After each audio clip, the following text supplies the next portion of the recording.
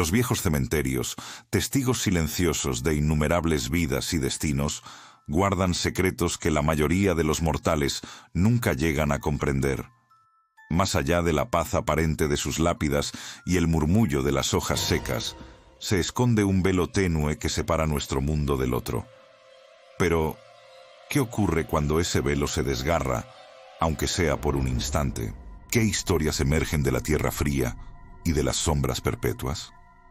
Los sacerdotes, hombres de fe inquebrantable, a menudo son los últimos en despedir a los difuntos, los primeros en consolar a los vivos. Su vocación los sitúa en la frontera entre la vida y la muerte más que a nadie. Y a veces, esa posición privilegiada les revela encuentros que desafían toda lógica y razón. ¿Qué secretos guardan los camposantos más allá de la muerte, entre los ecos de las oraciones y el lamento de los dolientes? ¿Acaso las almas no siempre encuentran el reposo eterno? ¿O hay algo más que acecha en la penumbra, esperando ser descubierto? Hoy nos adentraremos en una serie de relatos escalofriantes, contados por hombres de Dios, cuyas experiencias en estos lugares sagrados les han dejado una marca imborrable en el alma. Historias de encuentros inexplicables, apariciones fugaces y voces susurrantes que no provienen de este mundo. El primero de estos hombres de fe es el Padre Miguel, un sacerdote venerable cuya vida entera ha sido un testimonio de devoción y servicio. Su rostro, surcado por las arrugas de los años, refleja una sabiduría profunda y una calma inquebrantable, forjada a través de innumerables misas, confesiones y, por supuesto, funerales. La muerte no era una extraña para él. La había visto de cerca en todas sus formas, desde la partida apacible de los ancianos hasta la tragedia súbita de los jóvenes. Su fe era su escudo, su guía en los momentos más oscuros, y nunca había dudado de los principios que regían su vida. Sin embargo, ni siquiera su inquebrantable convicción pudo prepararlo para algunas de las experiencias que le aguardaban en los cementerios que tan a menudo visitaba. Su vocación lo llevaba a oficiar incontables ceremonias fúnebres, un rito que para él era un acto sagrado de despedida y esperanza. Cada entierro era una oportunidad para recordar la fragilidad de la existencia y la promesa de una vida más allá. No obstante, una tarde en particular, durante un entierro al anochecer, algo se sintió diferente. El sol se ponía como una herida sangrante en el horizonte, tiñendo el cielo de tonos carmesí y púrpura y proyectando sombras largas y distorsionadas sobre las lápidas. El aire, ya frío por la cercanía de la noche, se volvió denso, pesado, cargado de una electricidad inusual. Apenas quedaban unos pocos dolientes, envueltos en sus abrigos y en su dolor, mientras el Padre Miguel recitaba las últimas oraciones junto a la tumba abierta. Mientras las palabras sagradas resonaban en el crepúsculo, un escalofrío inexplicable recorrió la espalda del Padre Miguel. No era el frío de la noche, ni el viento que silbaba entre los cipreses. Era una sensación gélida que parecía emanar de lo más profundo de la tierra. Una opresión en el pecho que le robaba el aliento. Sus palabras se trabaron por un instante, y tuvo que hacer un esfuerzo consciente para continuar. Cerró los ojos por un momento, intentando sacudirse la extraña sensación, pero al abrirlos de nuevo, la percepción solo se intensificó. Sintió una mirada fija sobre él, una presencia silenciosa que no pertenecía a ninguno de los presentes. El cura, acostumbrado a la solemnidad de los funerales, intentó atribuir la sensación al cansancio o a la melancolía del momento. Pero esta vez era distinto. Era una certeza, una convicción arraigada en lo más profundo de su ser, de que no estaba solo. A pesar de la ausencia de otros dolientes, a pesar del silencio que solo se rompía por el leve murmullo de las oraciones y el lejano canto de un búho, la presencia era innegable. Era como si un par de ojos invisibles lo observaran desde las sombras que se alargaban entre los monumentos funerarios, una energía helada que parecía envolverlo. El pelo de su nuca se erizó, y un escalofrío le recorrió la columna vertebral. Se apresuró a terminar el rito, con la voz un poco más tensa de lo habitual, sintiendo la urgencia de abandonar aquel lugar antes de que la oscuridad lo engullera por completo. Aquella noche, el padre Miguel comprendió que los cementerios no eran solo lugares de descanso, sino umbrales a lo desconocido, y que a veces lo que yace bajo tierra no permanece en silencio. Antes de continuar, suscríbete al canal y cuéntanos en los comentarios desde dónde nos estás viendo. El padre Miguel, con el corazón aún latiéndole con fuerza en el pecho, se despidió de los pocos dolientes que quedaban, sus rostros pálidos bajo la tenue luz de las farolas del cementerio. La sensación de ser observado no había cesado. De hecho, parecía intensificarse a medida que la noche se hacía más profunda y las sombras se volvían más densas, engullendo las formas familiares de las lápidas. Apresuró sus pasos hacia la salida, deseando con toda su alma dejar atrás la opresiva atmósfera de aquel lugar. Sin embargo, justo cuando estaba a punto de cruzar el viejo portón de hierro forjado, un sonido sutil, casi imperceptible, detuvo sus pasos.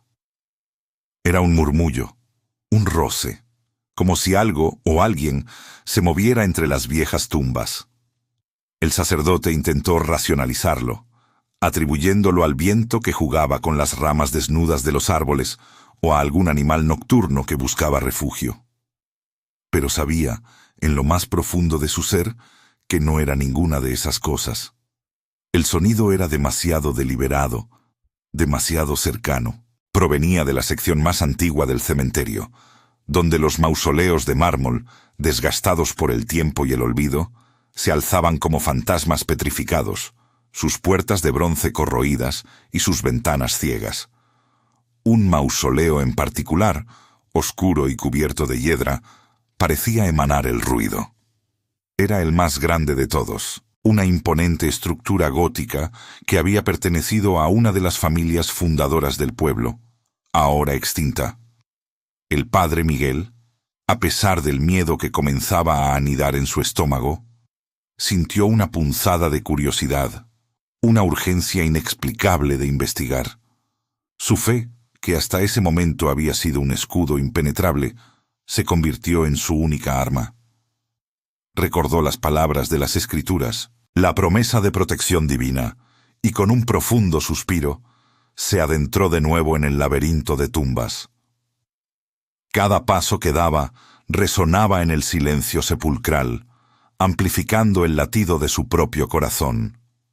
El aire se volvió aún más frío, y una neblina baja comenzó a arrastrarse por el suelo, envolviendo las bases de los monumentos en un sudario blanco. A medida que se acercaba al mausoleo, los ruidos se hicieron más claros. No eran solo murmullos, sino una especie de rasguño rítmico, como si unas uñas largas y afiladas arañaran la piedra, o como si algo intentara salir de su interior. Finalmente, llegó frente a la imponente estructura. La puerta de bronce estaba ligeramente entreabierta, apenas una rendija oscura que invitaba a la entrada, o quizás a la salida. El padre Miguel se detuvo. Su mano temblaba ligeramente al levantarla para santiguarse. Se aferró al rosario que llevaba en el bolsillo de su sotana, sintiendo el frío metal de las cuentas contra la palma de su mano. La oscuridad dentro del mausoleo era absoluta. Una negrura que parecía absorber la poca luz que la luna, ahora alta en el cielo, ofrecía. Con un valor que no sabía que poseía, empujó la puerta con suavidad. Un chirrido prolongado y lúgubre rompió el silencio, haciendo eco entre las tumbas circundantes. El padre Miguel asomó la cabeza con cautela, sus ojos acostumbrándose lentamente a la penumbra. Lo que vio, o lo que creyó ver, le heló la sangre en las venas. En el centro del mausoleo, entre los sarcófagos de mármol pulido, se alzaba una figura. No era una figura sólida, corpórea, sino una sombra danzante, un contorno apenas perceptible que parecía absorber la luz a su alrededor. Era alta y delgada, con una forma vagamente humana, pero carente de detalles definidos. Sus ojos, si es que tenía, no eran más que 2 puntos de oscuridad, aún más intensa que el resto de su forma. Y el padre Miguel sintió que lo observaban, que lo escudriñaban con una curiosidad fría y desapasionada.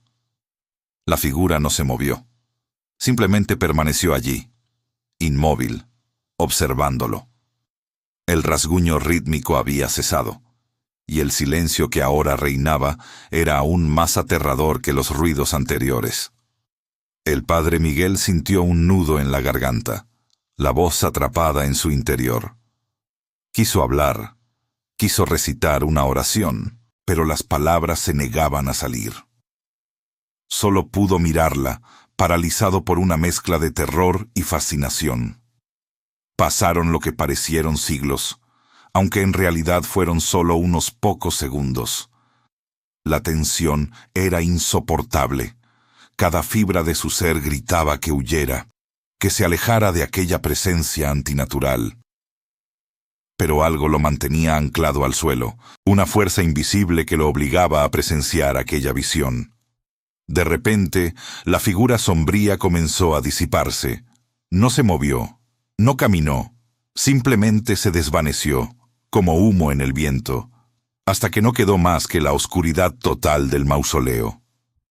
El padre Miguel parpadeó, intentando convencerse de que todo había sido una ilusión, un truco de la luz y su imaginación. Pero el frío persistía, y el olor a tierra húmeda y a algo indefinible, antiguo y rancio, impregnaba el aire. Cuando el último rastro de la sombra se hubo desvanecido, un suspiro gélido, como un aliento helado, rozó su oído, y una voz, apenas un susurro arrastrado por el viento helado que ahora soplaba con más fuerza entre los monumentos, pronunció un nombre: Elisa. El nombre resonó en su mente, un eco fantasmal que se negaba a desaparecer. ¿Elisa?, se preguntó el padre Miguel en voz baja, sintiendo un escalofrío que le recorrió el alma. ¿Quién era Elisa? ¿Era el nombre de la figura sombría? ¿O de alguien a quien esa entidad buscaba?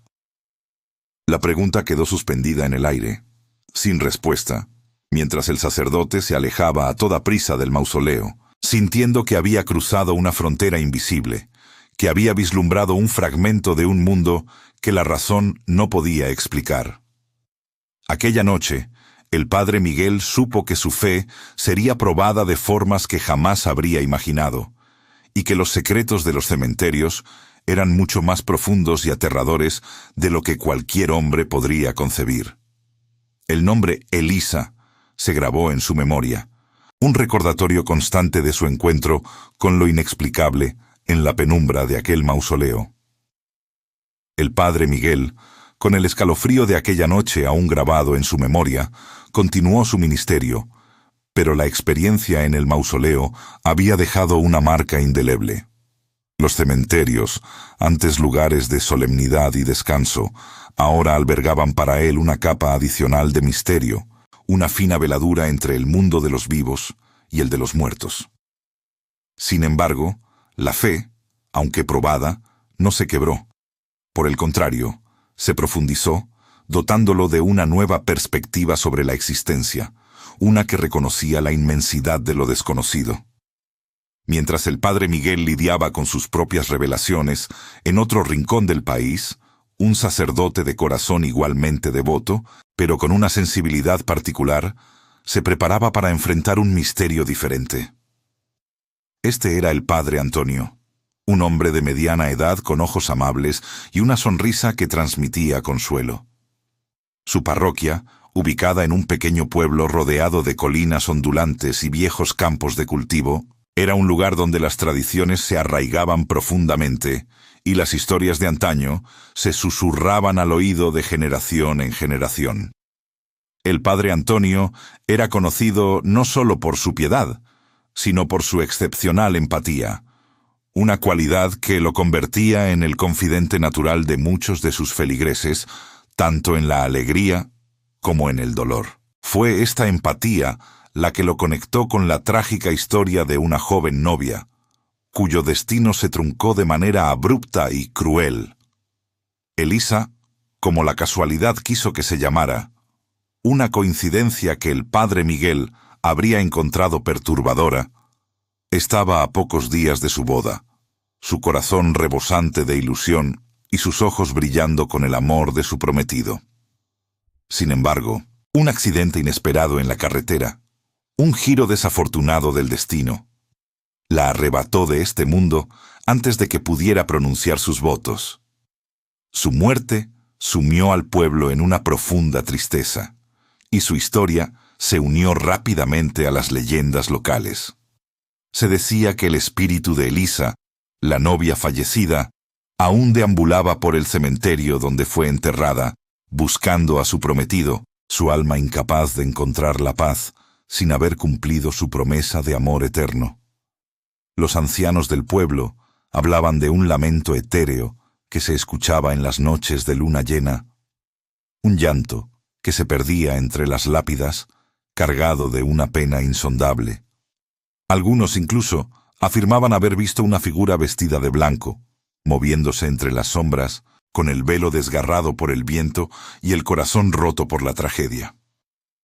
El padre Antonio, aunque escéptico por naturaleza ante las supersticiones, no podía ignorar el dolor que la historia de Elisa había sembrado en la comunidad. Su obligación era ofrecer consuelo, tanto a los vivos como, si era posible, a aquellos que habían partido. Se preparó para oficiar el funeral de la joven, un evento que se anunciaba como uno de los más desgarradores en la historia reciente del pueblo. La pequeña iglesia estaba abarrotada. Los rostros de los dolientes reflejaban una mezcla de incredulidad y desolación. El aire era denso, con el aroma de las flores y la pesadez de las lágrimas contenidas. Mientras el padre Antonio pronunciaba las palabras de la liturgia, su voz resonaba con una mezcla de solemnidad y compasión. Miraba a los padres de Elisa, sus rostros surcados por el dolor, y al joven prometido, un espectro de su antiguo yo, con los ojos vacíos y el alma rota. El sacerdote intentaba infundir esperanza en sus corazones, recordándoles la promesa de la vida eterna y el reencuentro en el más allá. Fue entonces, en medio del solemne silencio que siguió a sus palabras, cuando el padre Antonio lo escuchó. Al principio fue un sonido apenas perceptible, un murmullo suave que creyó que era el viento colándose por las viejas vidrieras de la iglesia. Pero luego se hizo más nítido, más definido. Era un llanto desgarrador, lleno de una pena tan profunda que parecía capaz de rasgar el alma. No era el sollozo ahogado de una madre, ni el gemido silencioso de un prometido. Era algo más, un sonido que vibraba con una antigüedad y una desesperación que no parecían humanas. El padre Antonio hizo una pausa en su sermón, frunciendo el ceño levemente. Escaneó los rostros de los presentes, buscando la fuente del sonido, pero nadie parecía haberlo notado. Los dolientes seguían inmersos en su propio dolor, sus miradas perdidas en el ataúd de madera clara que contenía los restos de la joven novia. El sacerdote se preguntó si se lo había imaginado, si su propia empatía hacia la tragedia lo había llevado a percibir un lamento que no existía. Sin embargo, el llanto no cesó. Por el contrario, se intensificó, volviéndose más claro, más cercano. Parecía venir de todas partes y de ninguna a la vez. Un eco fantasmal que llenaba la iglesia con su tristeza. El padre Antonio sintió un escalofrío recorrer su espalda. Era un sonido que helaba la sangre, un lamento que no se parecía a ningún dolor humano que hubiera escuchado antes. Había oficiado innumerables funerales, había sido testigo de la más profunda aflicción, pero este llanto era diferente. Era puro, primario, y estaba cargado de una angustia que trascendía la comprensión terrenal. Finalmente, el cortejo fúnebre se dirigió al cementerio, bajo un cielo plomizo que prometía lluvia. El aire era pesado, y un silencio opresivo acompañaba los pasos lentos de los dolientes. A medida que se acercaban a la tumba recién cavada, abierta como una herida en la tierra húmeda, el llanto se hizo aún más potente. Ahora el padre Antonio estaba seguro de que no era su imaginación. Otros también empezaron a notarlo, intercambiando miradas nerviosas, susurrando entre sí. El llanto, antes etéreo y difuso, ahora parecía emanar directamente de la tumba. Era como si la tierra misma estuviera llorando, o como si algo dentro de aquel oscuro abismo estuviera lamentándose con una pena infinita. El padre Antonio sintió un nudo en el estómago. Presidió el rito final. Su voz temblaba ligeramente mientras recitaba las últimas oraciones, intentando ignorar el sonido que perforaba el aire. La pala que arrojaba la primera tierra sobre el ataúd pareció acentuar el lamento, convirtiéndolo en un grito ahogado que se elevó por un instante antes de desvanecerse, como si hubiera sido silenciado por la pesada losa de la tierra. Los dolientes se dispersaron lentamente, dejando al padre Antonio solo junto a la tumba recién cubierta, su corazón apesadumbrado, no solo por la tragedia de la joven, sino por aquel llanto inexplicable. La leyenda de la novia que buscaba a su prometido ya no parecía una simple historia. Se había manifestado de una forma que el sacerdote no podía ignorar. Sintió la necesidad de quedarse, de rezar, de ofrecer una última plegaria que pudiera, quizás, llevar paz a ese espíritu inquieto. El cementerio, ahora casi desierto, se sumergía en la penumbra del atardecer, y el padre Antonio se preparó para un encuentro que trascendería los límites de su comprensión. El padre Antonio, solo entre las lápidas silenciosas, con el aire ya cargado del frío crepuscular, sintió una necesidad imperiosa de permanecer allí. La imagen de la novia fallecida y el lamento que había resonado en sus oídos se habían anclado en su alma. No podía simplemente marcharse y dejar que la oscuridad engullera el dolor no resuelto que percibía. Se arrodilló junto a la tumba fresca de Elisa, sus labios moviéndose en una oración silenciosa, pidiendo por el descanso eterno de la joven y por la paz de aquellos que la lloraban. El viento jugaba con las hojas secas, creando un susurro constante que, para su mente absorta, parecía contener ecos de aquel llanto. Mientras sus rodillas se hundían ligeramente en la tierra húmeda, sus ojos, acostumbrados a escudriñar los detalles más pequeños en busca de consuelo o de algún signo, se posaron en algo inusual. Apenas sobresalía de la tierra revuelta junto a la cabecera de la tumba. Un destello metálico captó su atención. Era pequeño, pero su brillo lo hacía destacar contra el tono oscuro de la tierra. Con una curiosidad que desafiaba el cansancio de un día tan emotivo, el padre Antonio extendió una mano y con delicadeza lo recogió. Era un anillo de compromiso.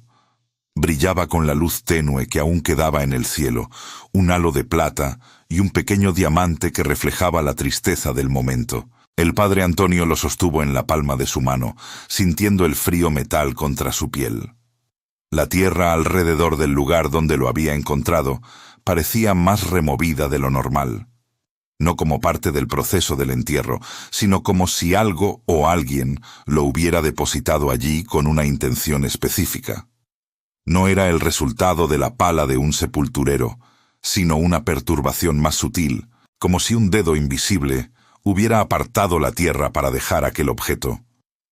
Una punzada de alarma, mezclada con una extraña sensación de asombro, recorrió al sacerdote. ¿Cómo había llegado un anillo de compromiso a ese lugar? ¿Y por qué justo en la tumba de Elisa, la novia que había muerto antes de casarse? La coincidencia era demasiado impactante para ser ignorada. Su mente, habituada a buscar explicaciones lógicas, se vio desafiada por la elocuencia silenciosa de aquel hallazgo. El padre Antonio examinó el anillo con mayor detenimiento. Era un diseño clásico, sencillo pero elegante, el tipo de joya que simboliza una promesa inquebrantable. Mientras lo observaba, una historia que había escuchado en el pueblo, un murmullo entre los ancianos, acudió a su memoria. La abuela de Elisa, en una de sus visitas al confesionario, había compartido con él la tristeza del prometido de la joven. Había perdido el anillo de compromiso hacía años, un valioso legado familiar que había intentado recuperar infructuosamente. El joven había estado desolado por la pérdida, viéndolo como un mal augurio, una mancha en la pureza de su amor. Había buscado por todas partes, removiendo cielo y tierra, pero el anillo había desaparecido sin dejar rastro. El corazón del padre Antonio dio un vuelco. No podía ser una mera casualidad. Este anillo, tan idéntico a la descripción, apareciendo ahora junto a la tumba de Elisa, justo después de aquel lamento sobrenatural. La revelación lo golpeó con la fuerza de un rayo en la quietud del cementerio. El anillo pertenecía al prometido de la novia, aquel joven destrozado que había perdido su amor y su símbolo de unión. Pero, ¿quién lo había puesto allí? ¿Y cómo? La lógica le decía que alguien del pueblo, quizás un familiar que lo había encontrado, lo había depositado en la tumba como un gesto de amor y despedida. Sin embargo, la forma en que estaba colocado, la tierra removida de manera tan peculiar y el momento de su aparición, justo después de los lamentos, sugerían algo más allá de lo terreno. El padre Antonio levantó la vista hacia el cielo que se oscurecía, sintiendo una mezcla de temor reverencial y una profunda tristeza. Fue una señal de la novia, un último intento de conectar con su prometido, de cerrar un ciclo interrumpido por la tragedia. ¿O había sido algo más oscuro, una fuerza invisible que manipulaba el dolor humano, jugando con las esperanzas y los miedos? La idea de que el espíritu de Elisa estuviera tan atado a la tierra, a su amor perdido, que manifestara su presencia con un objeto tan significativo, era perturbadora y al mismo tiempo profundamente conmovedora. Sostuvo el anillo con más fuerza, su mente luchando por encontrar una explicación que encajara con su fe y con la realidad que acababa de presenciar. La aparición del anillo, el lamento, la historia de la novia. Todo se entrelazaba en un tapiz de misterio que desafiaba su comprensión. El cementerio, que antes era solo un lugar de descanso, se había transformado en un umbral, un punto de encuentro entre dos mundos, donde el amor y la pérdida podían manifestarse de formas inexplicables. El padre Antonio sabía que no podía ignorar este descubrimiento.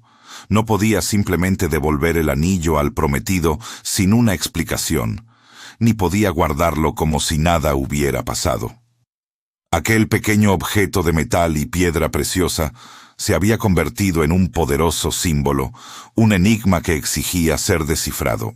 La pregunta persistía en su mente, resonando con la misma fuerza que el lamento que había escuchado. ¿Fue una señal de Elisa, un gesto de amor desde el más allá, o la obra de algo más enigmático, una fuerza que habitaba en las sombras de aquel campo santo y que se alimentaba de la pena y el anhelo? El sacerdote se puso de pie, el anillo aún en su mano, sintiendo el peso de la responsabilidad y el escalofrío de lo desconocido que se cernía sobre él. La noche había caído por completo, y el cementerio, ahora un mar de sombras y cruces, guardaba sus secretos con una solemnidad aún mayor. La conmoción del padre Antonio ante el anillo perdido y el lamento espectral fue profunda. Aquella noche, la imagen de la novia y el misterio del anillo se grabaron en su alma, recordándole la delgada línea entre la vida y lo que yace más allá. Sin embargo, el mundo seguía girando, y otros sacerdotes, en otros cementerios, se enfrentaban a sus propios encuentros con lo inexplicable. En un rincón distinto de la geografía, un hombre de fe inquebrantable y carácter fuerte, el padre Ricardo, se encontraba lidiando con una amenaza muy diferente a los lamentos o las figuras sombrías. Su cementerio, un lugar de paz y memoria, había sido profanado repetidamente por un grupo de jóvenes. No eran espíritus, sino muchachos vivos, llenos de un desprecio imprudente por lo sagrado y lo que representaba el descanso eterno. Su diversión macabra consistía en derribar lápidas, desenterrar objetos y, en ocasiones, incluso vandalizar los humildes monumentos que las familias habían erigido en honor a sus seres queridos. El padre Ricardo, un hombre que creía firmemente en la justicia divina y en la necesidad de defender la santidad de los lugares sagrados, no podía tolerar semejante sacrilegio. Había intentado razonar con ellos, había apelado a sus padres y a las autoridades locales, pero sus esfuerzos habían sido en vano.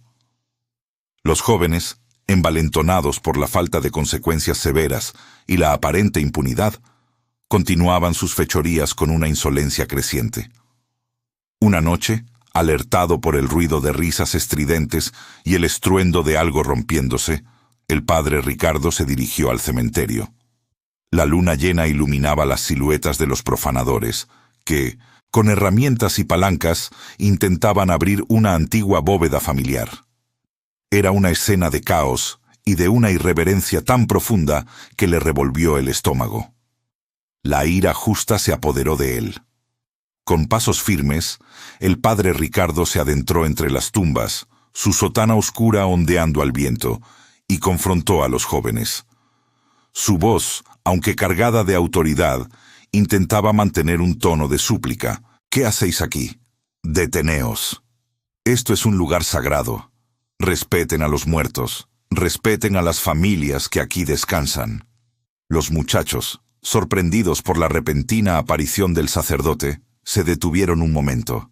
Sus rostros, iluminados por la luz de la luna, mostraban una mezcla de asombro y desafío. Uno de ellos, el líder del grupo, un muchacho corpulento con una sonrisa burlona, se adelantó. «¿Pero qué dice, padre? ¿No ve que estamos divirtiéndonos un poco? Estos viejos huesos no van a quejarse». Las palabras del joven fueron como un puñal para el padre Ricardo. La burla en sus ojos, la clara falta de arrepentimiento, encendieron una chispa de desesperación en su corazón. Intentó una vez más. «Están profanando un lugar sagrado. Están deshonrando la memoria de los difuntos. Dios los castigará por esto». El líder de los jóvenes soltó una carcajada estridente a la que se unieron sus compañeros. «¿Dios? ¿Qué va a hacer tu Dios, padre? ¿Lanzarnos un rayo? No seas ridículo». Y como para subrayar su desprecio, el muchacho tomó un trozo de lápida rota y lo arrojó con fuerza contra un crucifijo de mármol, que se hizo añicos con un sonido seco y cruel. En ese instante, una energía helada y palpable emanó de la tierra. No fue un viento, ni un trueno, sino una fuerza invisible, pero innegable, que se manifestó con una potencia sorprendente. Los jóvenes, que hasta entonces habían estado riendo y burlándose, de repente se quedaron paralizados, sus risas se ahogaron en sus gargantas. Sus ojos se abrieron de par en par, fijos en algo que solo ellos podían ver o sentir. El padre Ricardo, aunque no percibió la fuerza de la misma manera que ellos, sintió un escalofrío que le recorrió la espalda, un presentimiento de que algo trascendente estaba a punto de ocurrir. Los muchachos, que momentos antes se mostraban tan desafiantes, ahora parecían estar atrapados en una pesadilla viviente. Sus cuerpos se tensaron, sus rostros se contorsionaron en muecas de terror. De repente, como si manos invisibles los hubieran agarrado, los jóvenes fueron lanzados con violencia lejos de las tumbas que profanaban. Uno cayó contra un árbol, otro rodó por un sendero de grava, y el líder, el más arrogante de todos, fue arrojado contra la pared de un mausoleo antiguo, desplomándose al suelo con un gemido de dolor. No hubo gritos, solo jadeos de miedo, y el sonido sordo de sus cuerpos impactando contra el suelo. El silencio que siguió fue denso, roto solo por los quejidos de los jóvenes y la respiración agitada del padre Ricardo. Los profanadores yacían dispersos, magullados y visiblemente aterrorizados. Sus herramientas, palancas y sacos, donde guardaban sus trofeos de vandalismo, quedaron esparcidos por el suelo, como si hubieran sido abandonados en una huida desesperada. El padre Ricardo se acercó a ellos, no con reproche, sino con una mezcla de asombro y una profunda seriedad. No había sido él quien los había detenido. Había sido una fuerza mayor, una que se había manifestado para proteger la santidad de aquel lugar. Los jóvenes, sus rostros pálidos y sus ojos llenos de un terror genuino, apenas podían moverse. No intentaron huir. Parecían petrificados, no solo por el dolor físico, sino por algo mucho más profundo que había sacudido sus almas. El sacrilegio había sido respondido con un desafío aún mayor, uno que no venía de los vivos, sino de los silenciosos guardianes de aquel lugar sagrado. El padre Ricardo supo, en ese momento, que la lección que acababan de recibir no sería olvidada fácilmente. El padre Ricardo observó a los jóvenes, aún en el suelo, temblorosos y en estado de shock. La lección había sido contundente, impartida por una fuerza que trascendía la comprensión humana. No se acercó para regañarlos ni para ofrecerles consuelo inmediato, pues entendió que lo que había ocurrido era un castigo, una advertencia divina que ellos debían procesar por sí mismos. Solo se limitó a recoger algunas de las herramientas que habían utilizado para el vandalismo, depositándolas cuidadosamente lejos de las tumbas profanadas. La luna seguía siendo la única testigo silenciosa de la escena, proyectando sombras alargadas que danzaban con el viento frío. A la mañana siguiente, el cementerio amaneció con una atmósfera diferente. El aire, antes cargado de la tensión de la noche, ahora vibraba con un silencio casi reverencial. El padre Ricardo regresó al lugar de los hechos, esperando encontrar algún rastro más de la misteriosa fuerza. Lo que descubrió, sin embargo, fue aún más inquietante. Dispersos entre las lápidas recientemente profanadas, aparecieron objetos personales que pertenecían a los jóvenes.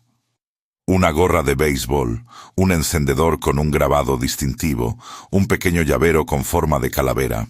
Eran objetos que los chicos habían llevado consigo la noche anterior, pero que no recordaban haber perdido en su precipitada y forzada huida. El padre Ricardo recogió los objetos con una sensación de perturbación.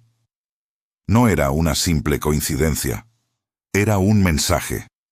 Una señal de que la venganza silenciosa de los difuntos no se limitaba a una única manifestación de fuerza bruta. Los jóvenes, por su parte, no tardaron en sentir las consecuencias de sus actos de una manera más personal y prolongada. Las noches se convirtieron en un tormento. Pesadillas vívidas y aterradoras los asaltaban cada vez que cerraban los ojos. Soñaban con figuras sombrías que se alzaban de las tumbas, con voces susurrantes que repetían sus nombres y con manos frías que los agarraban en la oscuridad. No solo eran los sueños. Las apariciones comenzaron a manifestarse en su vigilia. Uno de ellos juró haber visto a una anciana con un velo negro en la esquina de su habitación, mirándolo fijamente con ojos vacíos. Otro escuchaba rasguños constantes en las paredes de su casa, que cesaban en cuanto intentaba investigar. El miedo se apoderó de sus vidas, erosionando su arrogancia y su anterior desprecio. Las risas se habían desvanecido, reemplazadas por un silencio nervioso y una mirada constante de terror en sus ojos. La situación se volvió insostenible. El grupo, antes unido por su rebeldía, comenzó a desmoronarse bajo el peso de su propia culpa y el implacable acoso sobrenatural. Finalmente, uno de ellos, el más joven y el más quebradizo, no pudo más. Con el rostro demacrado y los ojos hundidos, acudió al padre Ricardo en busca de ayuda. Sus palabras, entrecortadas por el llanto y el temblor, revelaron una confesión aún más grave. «Padre», balbuceó el muchacho, su voz apenas un susurro, «robé algo valioso, de la tumba de la familia, de los Andrade». El padre Ricardo escuchó con una calma que no sentía. La familia Andrade era una de las más antiguas y respetadas de la región, y su mausoleo, uno de los más imponentes del cementerio. El muchacho, entre sollozos, explicó que había sustraído un relicario de plata, un objeto de gran valor sentimental para los difuntos, que había sido colocado junto al cuerpo de una joven fallecida. La codicia había sido el motor de su acto, una codicia que ahora se había transformado en un tormento incesante. El sacerdote, comprendiendo la gravedad de la situación, instruyó al joven para que reuniera a sus compañeros y devolvieran todos los objetos que habían robado o dañado. Con el terror como principal motivador, los muchachos obedecieron. Días después, bajo la atenta mirada del padre Ricardo, regresaron al cementerio. Sus rostros estaban pálidos. Sus manos temblaban mientras colocaban con sumo cuidado los objetos robados de vuelta en sus respectivos lugares. El relicario de plata fue devuelto al mausoleo de los Andrade, y otros pequeños trofeos de su vandalismo fueron depositados discretamente en las tumbas de donde los habían tomado. Pensaron que con la devolución de los objetos, el tormento cesaría. Se equivocaron. Aunque las apariciones más violentas disminuyeron, las pesadillas continuaron, y una sensación permanente de inquietud los acompañaba a todas partes. La risa había sido reemplazada por el silencio, la insolencia por la cautela. La maldición de los difuntos no se satisfacía tan fácilmente, ni se olvidaba tan pronto. Habían perturbado el descanso de los muertos, y los muertos, a su manera, les recordaban constantemente su transgresión. El padre Ricardo comprendió que la justicia divina a veces operaba de formas misteriosas, y que el arrepentimiento, aunque sincero, no siempre borraba las cicatrices dejadas por el sacrilegio. La venganza silenciosa de aquel cementerio se había arraigado en las almas de los jóvenes, una lección perdurable de que no todos los secretos permanecen enterrados. La experiencia con los jóvenes profanadores había dejado una huella profunda en la comunidad, y en particular en el padre Ricardo, quien había sido testigo de la implacable justicia de los difuntos. Pero la vida en el servicio pastoral continuaba, y con ella, nuevas historias emergían de los cementerios, cada una más enigmática que la anterior. Fue entonces cuando la figura serena y bondadosa del padre Juan entró en escena, un hombre conocido por su infinita paciencia y una mirada que transmitía una calma inquebrantable, incluso frente a lo inexplicable. El padre Juan había dedicado su vida a la parroquia de un pequeño pueblo, donde el cementerio local no era solo un lugar de descanso, sino un punto de encuentro para la comunidad. Era un espacio donde las historias de los vivos y los muertos se entrelazaban de maneras que a menudo escapaban a la lógica. Su relato comenzó una tarde, cuando el sol empezaba a teñir el cielo de tonos anaranjados y violetas, y las sombras de las lápidas se alargaban, danzando con la brisa. Había terminado de oficiar un modesto entierro y se disponía a cerrar las grandes puertas de hierro forjado del cementerio, cuando notó una pequeña figura sentada en el banco de piedra, junto al sendero principal. Era un niño, no más de 5 o 6 años, con ropas algo desgastadas pero limpias, y una expresión de melancolía que no correspondía a su corta edad. Lo que más llamó la atención del padre Juan fue la soledad del pequeño. No había ningún adulto cerca, ni rastro de que hubiera venido acompañado. El padre Juan, con su habitual amabilidad, se acercó al niño. «¿Estás perdido, pequeño?», preguntó con voz suave y tranquilizadora. El niño levantó la vista. Sus ojos grandes y oscuros reflejaban la luz moribunda del atardecer, pero no pronunció palabra alguna. Solo señaló con un dedo diminuto hacia una sección más antigua del cementerio, donde las lápidas estaban más erosionadas y cubiertas de musgo. Su gesto era insistente, casi imperativo. El padre Juan, acostumbrado a tratar con la inocencia y la timidez de los niños, intentó una vez más. «¿Vives cerca? ¿Cómo te llamas? ¿Dónde están tus padres?».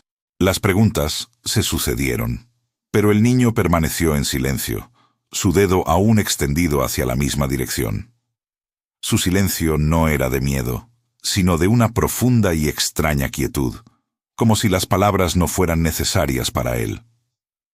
El sacerdote sintió una punzada de preocupación. Un niño tan pequeño, solo en un cementerio al atardecer, era una anomalía que requería su atención inmediata. Decidió seguir la dirección que el niño señalaba, esperando encontrar a sus padres, o al menos una explicación para su presencia. Caminaron juntos, el padre Juan con pasos lentos y el niño a su lado, con una ligereza casi etérea. El sacerdote intentaba entablar conversación, preguntándole sobre sus juegos favoritos o si le gustaban los dulces, pero el niño solo respondía con un leve movimiento de cabeza o un parpadeo. Su mutismo era absoluto, un muro impenetrable que el padre Juan no podía derribar. A medida que se adentraban en la parte más antigua del cementerio, el aire se volvía más denso, y el sonido del viento entre los cipreses parecía susurrar viejas historias. El niño, sin dejar de señalar, guió al padre Juan hasta una tumba modesta, casi olvidada, con una lápida de mármol que el tiempo había vuelto casi ilegible. Allí se detuvo, y por primera vez, una tenue sonrisa asomó en sus labios pálidos. Era una sonrisa llena de una tristeza profunda, pero también de una extraña paz. El padre Juan se arrodilló junto a la tumba, intentando descifrar el nombre grabado en la piedra. Aquí descansa María. Y su pequeño Ángel. Logró leer con dificultad. La fecha de fallecimiento era de hacía muchos años, y lo que más le impactó fue la mención del pequeño Ángel. Sin fecha de nacimiento, solo una nota que indicaba que había muerto al nacer junto a su madre. Fue un momento de revelación silenciosa. El corazón del padre Juan se encogió. La pieza del rompecabezas comenzó a encajar de una manera dolorosa y sobrenatural. Miró al niño a su lado, quien ahora observaba la lápida con una intensidad desgarradora. El padre Juan sintió un escalofrío que no era de frío, sino de una comprensión que trascendía lo terrenal. La bondad y paciencia del sacerdote eran puestas a prueba de una forma que nunca había imaginado. Intentó hablar de nuevo, pero las palabras se le atascaron en la garganta. ¿Qué le diría a un niño que no era de este mundo, que buscaba un consuelo que él, un hombre de fe, apenas podía comprender? El sol se había ocultado por completo, y la noche comenzaba a cernirse sobre el cementerio, envolviéndolo en un manto de sombras profundas. El niño, con su pequeña mano, tocó suavemente la lápida de María y su pequeño Ángel. Luego se giró hacia el padre Juan, y en el crepúsculo su sonrisa se hizo más amplia, más luminosa, y sus ojos se llenaron de una luz que no era de este mundo. Un suspiro ligero, casi imperceptible, pareció flotar en el aire. El padre Juan parpadeó, y cuando volvió a abrir los ojos, el niño ya no estaba allí. Se había desvanecido, como una voluta de humo, dejando solo el silencio y la tumba solitaria como testigos de su presencia. La tumba, que el niño había señalado con tanta insistencia, guardaba un secreto que el padre Juan acababa de desentrañar. El niño errante no había estado perdido. Había estado buscando a su madre, y en el padre Juan había encontrado a alguien que finalmente pudo ver y comprender su dolorosa existencia. La bondad del sacerdote había servido de puente para que un pequeño espíritu encontrara un efímero consuelo. El padre Juan se arrodilló junto a la tumba, intentando descifrar el nombre grabado en la piedra. Aquí descansa María y su pequeño Ángel. Logró leer con dificultad. La fecha de fallecimiento era de hacía muchos años, y lo que más le impactó fue la mención del pequeño Ángel, sin fecha de nacimiento, solo una nota que indicaba que había muerto al nacer, junto a su madre. Fue un momento de revelación silenciosa. El corazón del padre Juan se encogió. La pieza del rompecabezas comenzó a encajar de una manera dolorosa y sobrenatural. Miró al niño a su lado, quien ahora observaba la lápida con una intensidad desgarradora. El padre Juan sintió un escalofrío que no era de frío, sino de una comprensión que trascendía lo terrenal. La bondad y paciencia del sacerdote eran puestas a prueba de una forma que nunca había imaginado. Intentó hablar de nuevo, pero las palabras se le atascaron en la garganta. ¿Qué le diría a un niño que no era de este mundo, que buscaba un consuelo que él, un hombre de fe, apenas podía comprender?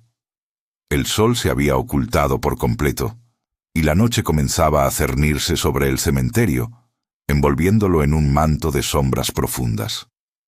El niño, con su pequeña mano, tocó suavemente la lápida de María y su pequeño ángel.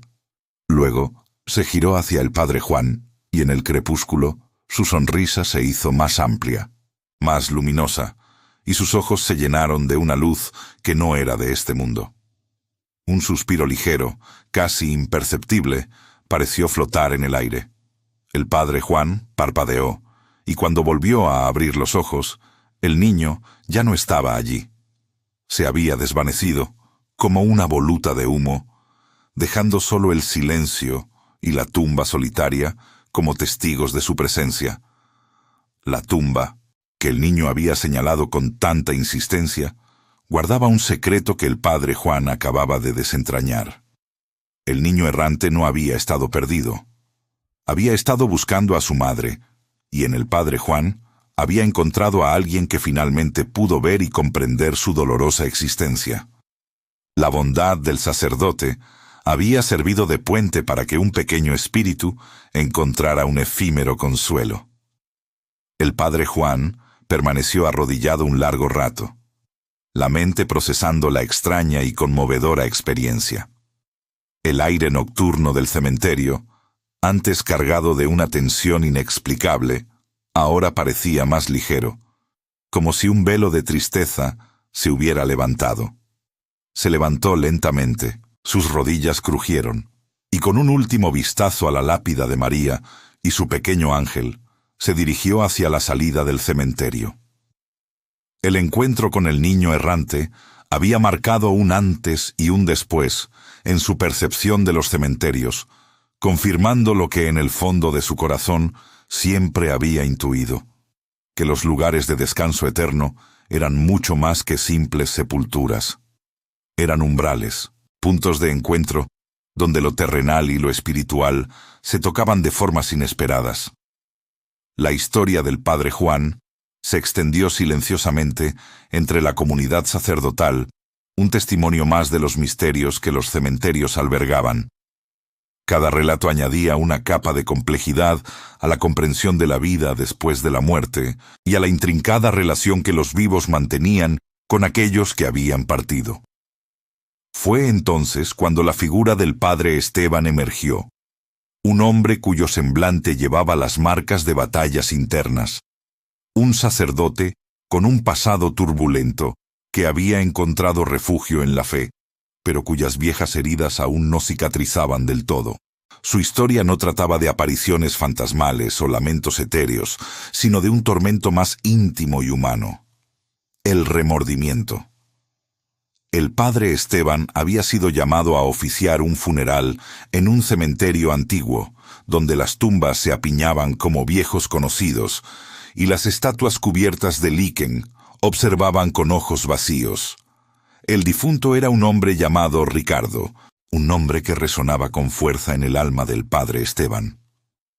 Ricardo no era un feligrés cualquiera, era un antiguo amigo, un compañero de juventud con quien había compartido sueños, risas y, finalmente, una amarga disputa que los había separado por años. La noticia de la muerte de Ricardo lo había golpeado con una fuerza inesperada, no solo por la pérdida de un viejo camarada, sino por la punzante culpa de no haber buscado la reconciliación. La última vez que se habían visto, las palabras habían sido ásperas, hirientes, y el orgullo de ambos había sellado la brecha con un silencio obstinado. Ahora, Ricardo yacía en un ataúd, y el padre Esteban se preparaba para pronunciar las últimas palabras sobre su tumba, una tarea que se sentía cargada de una ironía cruel. El día del funeral amaneció gris y frío, el cielo cubierto de nubes bajas que parecían llorar junto a los dolientes. El aire estaba pesado, no solo por la humedad, sino por la atmósfera de tristeza y el peso de los recuerdos que asaltaban al padre Esteban. Mientras oficiaba la ceremonia, su voz, normalmente firme, titubeaba al pronunciar el nombre de Ricardo. Cada palabra de consuelo para la familia era un eco de su propio dolor y arrepentimiento. Cuando el ataúd fue bajado lentamente a la tierra, el padre Esteban lanzó una mirada a la tumba. Un pequeño grupo de amigos y familiares se congregaba alrededor, sus rostros marcados por el luto. En un momento de silencio, mientras el sacerdote recitaba la oración final, una ráfaga de viento repentina y violenta azotó el cementerio. No era una brisa suave, era un vendaval que parecía surgir de la nada, haciendo crujir los viejos árboles y levantando hojas secas en remolinos. La ráfaga fue tan fuerte que arrancó de la parte superior del ataúd, antes de que lo cubrieran por completo, una fotografía enmarcada que alguien había colocado como último homenaje. La foto voló por el aire, girando, y aterrizó a los pies del padre Esteban. Se agachó para recogerla, el corazón latiéndole con una extraña premonición. Al tomarla en sus manos, la imagen le heló la sangre. Era una fotografía antigua, descolorida por el tiempo, de él y Ricardo, jóvenes y sonrientes, con los brazos echados sobre los hombros del otro, en tiempos de amistad inquebrantable. Pero lo que realmente lo impactó fue que la foto no estaba intacta. Estaba rota. Una grieta limpia, casi perfecta, la dividía justo por la mitad, separando sus dos rostros, dejando una brecha irreparable entre ellos, un reflejo físico de la herida emocional que los había distanciado. El padre Esteban sintió un nudo en la garganta. No era una simple coincidencia. La fuerza del viento, el momento preciso, la forma en que la foto se había roto. Todo parecía una señal, un mensaje del más allá, una confirmación de la dolorosa separación que había existido entre ellos. La imagen en sus manos era un testimonio mudo de lo que había perdido y de la oportunidad que nunca recuperaría para enmendar el pasado. La culpa lo asaltó con una fuerza renovada, un peso insoportable que se sumaba al dolor de la despedida. El viento siguió soplando, como si el mismo cementerio lamentara la amistad rota y la palabra no dicha. El padre Esteban, con la fotografía rota en sus manos, sintió que el tiempo se detenía. La imagen, un vestigio de una amistad perdida, era ahora un espejo de su alma atormentada. El viento, que antes había parecido un simple fenómeno natural, adquiría ahora un matiz sobrenatural, casi como una voz que le reprochaba su inacción, su orgullo. La grieta en la foto no era solo un daño material. Era la evidencia tangible de una herida que nunca había sanado, una brecha que se había extendido más allá de la vida de su amigo. Las lágrimas brotaron de sus ojos, no solo por la pérdida de Ricardo, sino por la cruda realización de sus propios errores. Se sentía expuesto, vulnerable, como si cada espíritu en ese cementerio pudiera ver la carga de remordimiento que llevaba sobre sus hombros. El resto del funeral transcurrió en una especie de neblina para el padre Esteban. Sus palabras, antes titubeantes, ahora eran casi inaudibles, ahogadas por la emoción. Entregó la foto a la viuda de Ricardo, quien la recibió con una mirada de desconcierto, sin comprender el profundo significado que esa imagen rota tenía para el sacerdote. Los dolientes se dispersaron lentamente, dejando al padre Esteban solo una vez más, de pie ante la tumba recién cubierta, bajo el cielo plomizo que reflejaba su propio estado de ánimo. La soledad del cementerio se cernía sobre él, una soledad que se sentía más intensa por la presencia ausente de Ricardo. Mientras la tarde se convertía en noche y las sombras se alargaban entre las lápidas, el padre Esteban permaneció allí, inmóvil.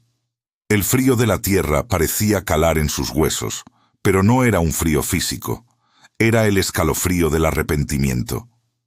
Las palabras no dichas, los perdones no otorgados, la amistad truncada por la terquedad, todo se agolpaba en su mente, formando un torbellino de dolor. Rezó, no solo por el alma de Ricardo, sino por la suya propia, pidiendo la paz que sentía que le había sido negada por su propio orgullo. La luna, una fina media luna, comenzó a asomarse entre las nubes, proyectando una luz pálida y fantasmal sobre el campo santo. En medio de su meditación, el padre Esteban sintió una presencia. No era la figura sombría del padre Miguel, ni el lamento etéreo de la novia del padre Antonio, ni el espíritu juguetón del niño del padre Juan. Era una presencia diferente, más cercana, más familiar, pero a la vez inmensamente distante. Una brisa suave, completamente distinta del vendaval que había roto la foto, acarició su rostro. Era una brisa cálida, reconfortante, que llevaba consigo un aroma tenue a tierra mojada y a las flores que adornaban las tumbas cercanas. Entonces sucedió. Una voz, un susurro apenas audible, pero inconfundible, resonó en su oído, clara como el cristal. No era una voz de reproche, ni de dolor, sino una voz cargada de una profunda tristeza, pero también de una extraña paz. «Perdón», dijo la voz. Una sola palabra, pero una palabra que contenía un universo de significado. «Perdón». El padre Esteban se sobresaltó, abriendo los ojos de golpe. Miró a su alrededor, pero no había nadie. Solo las lápidas silenciosas y los árboles meciéndose suavemente con la brisa. Las lágrimas, que había intentado contener durante todo el día, brotaron de nuevo, esta vez con una fuerza liberadora. Cayó de rodillas junto a la tumba de Ricardo, sollozando sin control. No eran lágrimas de tristeza, sino de alivio, de una catarsis largamente esperada. La palabra perdón, susurrada en el viento, había disuelto el nudo que oprimía su corazón durante años. Era el perdón que él mismo no había podido pedir en vida y que ahora, de alguna manera, le era ofrecido desde el otro lado. La presencia que había sentido se intensificó por un momento, envolviéndolo en una sensación de calidez y aceptación, y luego, tan sutilmente como había llegado, se desvaneció. El viento cesó, la noche se volvió más silenciosa, y el padre Esteban se sintió, por primera vez en mucho tiempo, en paz. La amistad no estaba rota para siempre. El perdón había tendido un puente sobre la grieta. Se levantó, con el rostro empapado en lágrimas, pero con una nueva ligereza en el alma. Miró hacia la tumba de Ricardo, y una leve sonrisa se dibujó en sus labios. La muerte no siempre era el final de la comunicación, ni el fin de la oportunidad de sanar viejas heridas. A veces era solo el comienzo de una comprensión más profunda, un umbral a través del cual el amor y el perdón podían trascender las barreras de la vida y la muerte. El cementerio, ese lugar de dolor y despedida, se había transformado para él en un santuario de reconciliación. El padre Esteban abandonó el cementerio bajo la luz de la luna, con el corazón más ligero de lo que lo había sentido en décadas.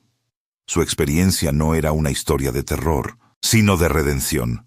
Un testimonio de que incluso en la muerte, las almas pueden encontrar la paz y quizás la forma de comunicar lo que en vida quedó sin decir. Su relato se convirtió en un faro de esperanza para aquellos que cargaban con el peso del arrepentimiento. Un recordatorio de que el perdón es una fuerza poderosa que puede trascender el velo que separa los mundos. La pregunta que resonaba en la mente de quienes escuchaban era inevitable. ¿Hasta qué punto el cementerio era un mero lugar de descanso o un puente activo entre mundos, un lugar donde los vivos podían, de alguna forma, interactuar con los que habían partido? Y si el perdón podía ser susurrado desde el más allá, ¿qué otras emociones y mensajes podrían estar esperando ser escuchados entre las lápidas? La redención en el viento. La experiencia del padre Esteban, la voz susurrante en el viento que pronunció la palabra perdón, resonó profundamente entre sus colegas sacerdotes. Compartían sus relatos no solo como anécdotas extrañas, sino como testimonios vivientes de la delgada línea que a menudo separa el mundo de los vivos del de los muertos. La historia del padre Esteban, en particular, había tocado una fibra sensible, pues hablaba de una reconciliación que muchos anhelaban, pero pocos creían posible más allá de la tumba. El cementerio, que para algunos era un lugar de melancolía y pérdida, se revelaba ahora como un espacio de profunda conexión, donde las heridas del pasado podían, de alguna manera, comenzar a sanar. El padre Miguel, con su fe inquebrantable, pero ahora matizada por la visión de la figura sombría y el nombre Elisa, escuchaba con una nueva perspectiva. Se preguntaba si la entidad que lo había observado desde el mausoleo también buscaba algún tipo de redención o, quizás, comunicar un mensaje que él no había sabido descifrar. La idea de que el perdón pudiera trascender la muerte le daba una nueva capa de significado a su propia experiencia, haciendo que la figura sombría pareciera menos amenazante y más como un alma en pena, atrapada entre mundos, anhelando una liberación. El padre Antonio, siempre empático, sintió una punzada de esperanza. Si la voz del amigo difunto del padre Esteban podía pronunciar perdón, ¿podría el lamento de la novia fallecida también ser un llamado a la comprensión, a la finalización de un ciclo de dolor? La imagen del anillo perdido, que él mismo había encontrado, cobraba ahora una dimensión diferente. Quizás no era solo un objeto, sino un símbolo de un amor que persistía, una conexión que la muerte no había logrado romper. Se preguntó si la novia aún buscaba su paz, y si él, como sacerdote, podría ser un instrumento para ayudarla a encontrarla. El padre Ricardo, el hombre de carácter fuerte que había confrontado a los jóvenes profanadores, reflexionaba sobre la venganza silenciosa que había caído sobre ellos. ¿Era esa venganza también una forma distorsionada de buscar justicia? ¿O quizás una forma de las almas perturbadas de asegurar el respeto que no recibieron en vida? La historia del padre Esteban le hizo considerar si incluso en la ira de los difuntos había un anhelo subyacente de ser reconocidos, de que sus lugares de descanso fueran honrados. La idea de que el perdón era posible incluso entre los vivos y los muertos le hizo cuestionar si la maldición que cayó sobre los profanadores no era, en última instancia, una lección, una llamada a la enmienda. El padre Juan, con su bondad innata, pensó en el niño errante que se había desvanecido ante sus ojos. El perdón, susurrado al padre Esteban, le hizo preguntarse si el pequeño espíritu también buscaba una forma de ser perdonado por su partida prematura, o si era la madre, desde la tumba, quien perdonaba su destino. La dulce sonrisa del niño antes de desaparecer ¿era una señal de que había encontrado paz? ¿O de que había logrado comunicar lo que necesitaba? La idea de un perdón mutuo, entre la madre y el hijo más allá del velo, llenó su corazón de una ternura profunda. La conversación entre los sacerdotes se extendió hasta bien entrada la noche, cada uno aportando su perspectiva, tejiendo un tapiz complejo de experiencias que desafiaban la lógica y la razón. La historia del padre Esteban, en particular, se convirtió en un punto de inflexión. No solo había sido un relato de un encuentro sobrenatural, sino de una profunda transformación personal, de la liberación de una carga que había llevado durante años. La voz, el susurro de perdón, no solo había redimido la amistad rota, sino que había redimido al propio padre Esteban, permitiéndole abrazar una paz que creía inalcanzable. La redención en el viento, como la llamaron, se convirtió en un símbolo de la esperanza. Demostraba que el cementerio no era solo un lugar de final, sino también de nuevas oportunidades, de segundas oportunidades, incluso para aquellos que ya habían cruzado el umbral. No era una redención fácil, ni una que se manifestara con grandes alardes, sino una sutil, casi imperceptible, que se colaba en el alma y la transformaba desde dentro. La lección era clara. El perdón es una fuerza tan poderosa que ni siquiera la muerte puede contenerla. Los sacerdotes, en sus años de ministerio, habían sido testigos de innumerables actos de fe, de dolor, de esperanza. Pero estas experiencias en los cementerios les habían abierto los ojos a una dimensión de la existencia que pocos se atrevían a explorar. La muerte no era el silencio absoluto que muchos imaginaban, sino un diálogo continuo, un susurro constante de aquellos que habían partido, buscando comunicarse, buscando sanación, buscando perdón.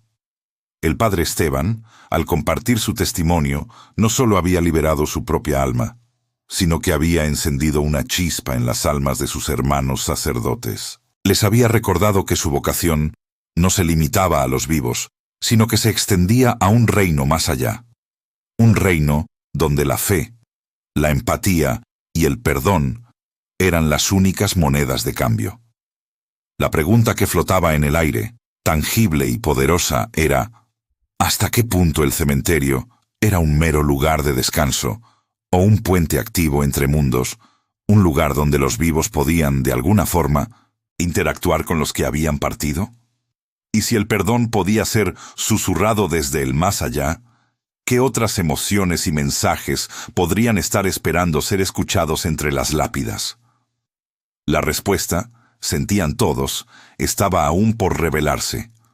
La pregunta retórica que había resonado en el aire, esa intrigante cuestión sobre si el cementerio era un mero lugar de descanso o un puente activo entre mundos, encontraba su eco en una creencia compartida por muchos de los sacerdotes, una idea que había circulado en murmullos y relatos a lo largo de los años: la existencia de un guardián silencioso en cada camposanto.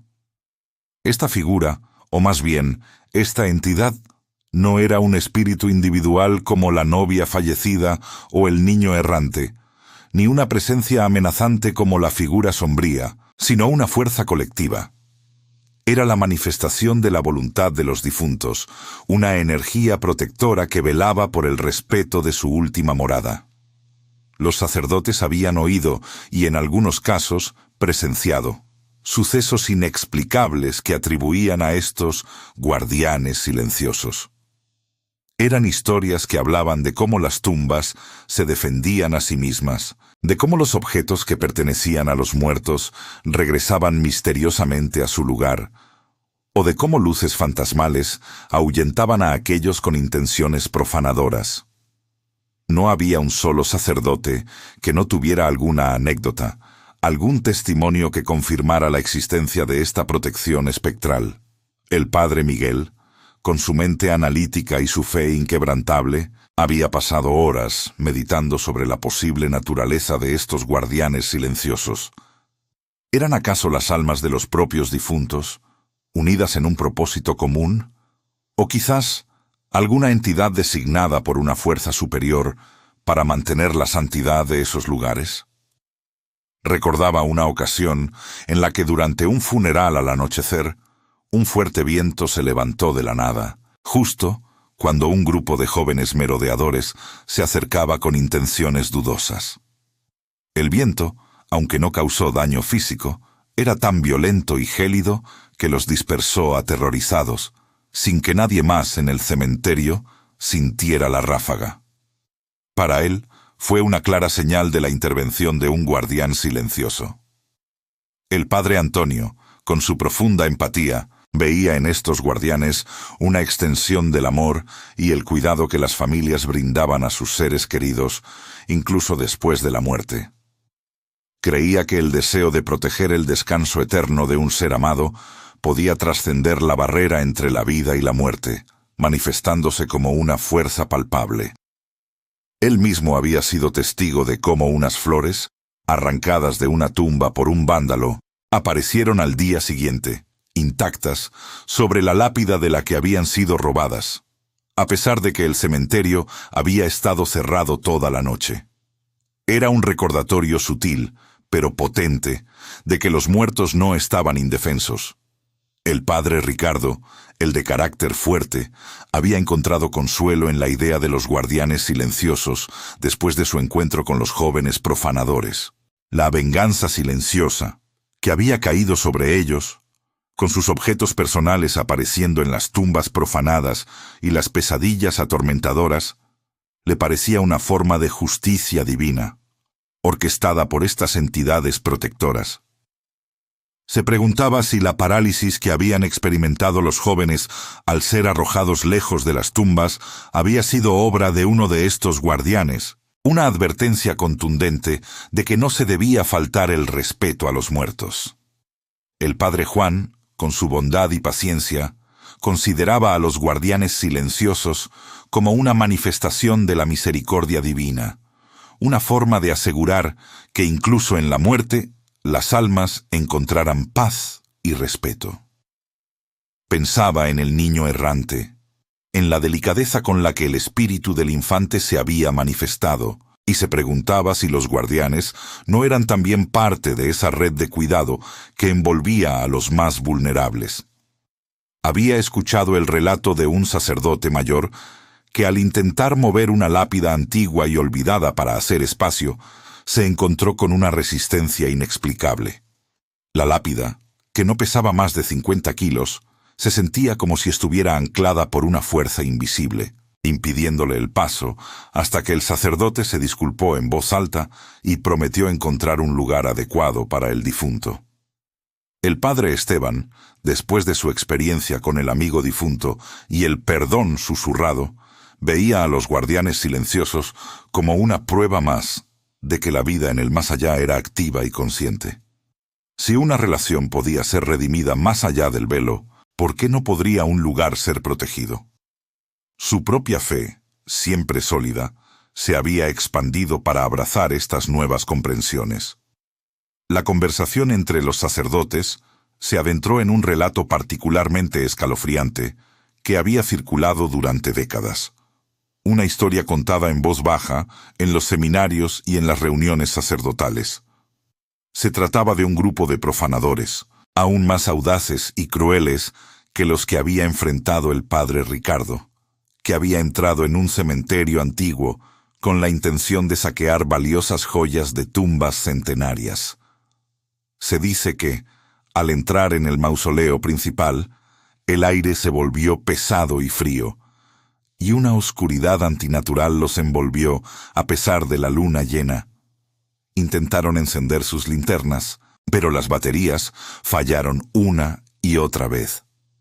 El terror se apoderó de ellos, y cuando intentaron huir, se encontraron inexplicablemente paralizados, incapaces de mover un solo músculo.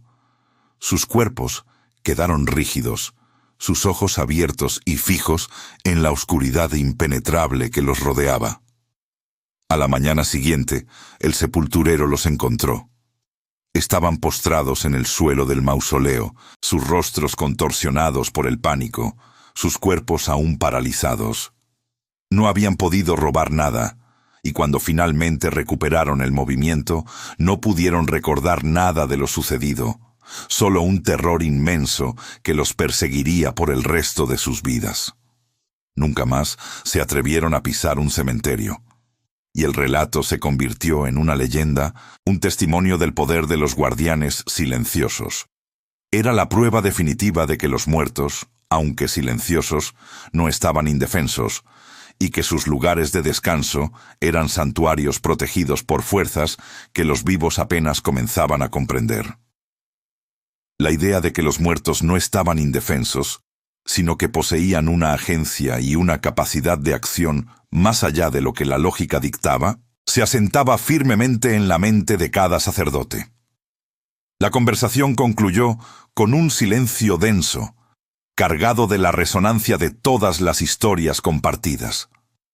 Los sacerdotes, hombres de fe y razón, Se encontraron una vez más en la encrucijada de lo inexplicable, donde la doctrina se encuentra con el misterio. La existencia de los guardianes silenciosos, esa fuerza protectora que velaba por los cementerios, servía como un recordatorio palpable de la profunda conexión que existe entre la vida, la muerte y el más allá. No era solo una creencia. Para ellos, era una verdad vivida, una experiencia recurrente que desafiaba la lógica pero alimentaba la fe. Reflexionaron sobre cómo estos relatos, estas vivencias en los camposantos, no eran meras anécdotas para entretener, sino testimonios vivos de una realidad que a menudo se ignora en la prisa de la vida cotidiana. Los cementerios, lejos de ser solo lugares de tristeza y despedida, se revelaban como umbrales, sitios donde el velo entre los mundos se adelgaza, permitiendo a veces una interacción, una comunicación que desafía las leyes naturales. Cada lápida, cada mausoleo, cada árbol centenario que proyectaba su sombra sobre las tumbas, parecía susurrar historias de amor, pérdida y una persistencia del espíritu que se negaba a ser olvidada. El mensaje que emergía de todas estas experiencias era claro y resonante. El respeto por los difuntos y por sus lugares de descanso eterno no era una mera tradición, sino una necesidad fundamental. La profanación, la irreverencia o el olvido no solo eran actos de desconsideración hacia los que ya no estaban, sino una afrenta a la delicada armonía que regía la existencia más allá de la vida. Los guardianes silenciosos, con sus advertencias sutiles o sus intervenciones dramáticas, eran los custodios de esa armonía, asegurando que la memoria y el descanso de los muertos fueran sagrados. Los relatos de los sacerdotes, contados con una sinceridad que solo la experiencia puede otorgar, se erigían como un testimonio irrefutable de lo inexplicable. No eran hombres dados a la fantasía o a la superstición sin fundamento. Sus vidas estaban dedicadas al servicio, a la búsqueda de la verdad y a la guía espiritual. Si ellos, con su formación y su compromiso con la razón, daban crédito a estas vivencias, era porque la evidencia de lo sobrenatural en los cementerios era demasiado abrumadora para ser ignorada. Desde el padre Miguel y su encuentro con la figura sombría, hasta el padre Esteban y el perdón susurrado por su amigo difunto, cada historia tejía un tapiz de lo místico que enriquecía y a veces desafiaba su comprensión del universo. La tarde se desvanecía en el horizonte, tiñendo el cielo con tonos de naranja y púrpura. Las sombras se alargaban, envolviendo el pequeño estudio donde se habían reunido, pero la oscuridad no traía miedo, sino una sensación de paz y comprensión más profunda. Al concluir, la invitación a la audiencia no era solo a creer ciegamente, sino a reflexionar sobre sus propias creencias, a considerar la posibilidad de que hay más en el mundo de lo que la ciencia y la lógica pueden explicar. Es una invitación a abrir la mente y el corazón a las sutilezas de la existencia, a los susurros del viento entre las lápidas, a la energía que emana de los lugares donde el tiempo parece detenerse. Porque a pesar de todos los relatos y testimonios, los cementerios guardan aún innumerables secretos. Cada tumba, cada cruce, cada escultura es un enigma, una promesa de una historia no contada, una vida que dejó su huella y un espíritu que quizás aún reside en sus cercanías. ¿Qué otros misterios se ocultan bajo la tierra?